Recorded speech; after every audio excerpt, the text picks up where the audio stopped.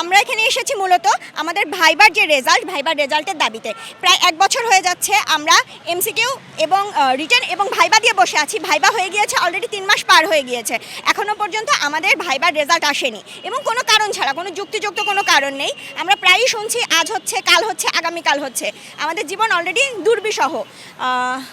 আমরা কোথাওই কাজ করতে পারছি না, না আমরা কোনো ফার্মে যেতে পারছি সনদের অভাবে, না আমরা কোর্টে যেতে পারছি সনদের অভাবে, না আমরা কোনোভাবে কোনো চাকরি করতে পারতেছি। সেই একই কথা, আপনাদের সনদ নেই, সনদ নিয়ে আসুন, তারপরে আমরা আপনাদেরকে জয়েন করতে দিব।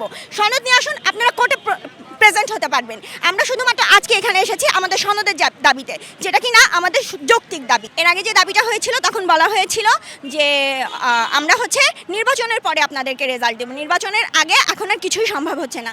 নির্বাচনও চলে গিয়েছে, আজকে 18-20 দিন হয়ে যাচ্ছে, কিন্তু এখনও পর্যন্ত আমাদের সেই রেজাল্টের ব্যাপারটা কোনো পক্ষ থেকে, কোনো তরফ থেকে আমরা কোনো রকম কোনো পজিটিভ রেজাল্ট পাচ্ছি না, কোনো সংবাদও পাচ্ছি না যে হ্যাঁ আপনারা অমুক দিন আপনাদের রেজাল্ট পেতে পারেন। পরবর্তী কর্মসূচি বলতে আমরা এখানে অবস্থান কর্মসূচির জন্য এসেছি। দেখি আমাদের সচিব সাহেব কি বলেন, স্যাররা কি বলেন। স্যাররা তো বিচারপতি মহোদয়, তারা তো বুঝবেন যে আমরা ছোট ছোট সব মানুষ, ওনাদের কাছে আমরা অনেক ছোট ছোট মানুষ। ওনাদের তো আমাদের কষ্টটা, সমস্যাটা বোঝারই কথা, কারণ ওনারা এই দিনগুলো পার করে আজকে এখানে এসে দাঁড়িয়েছেন।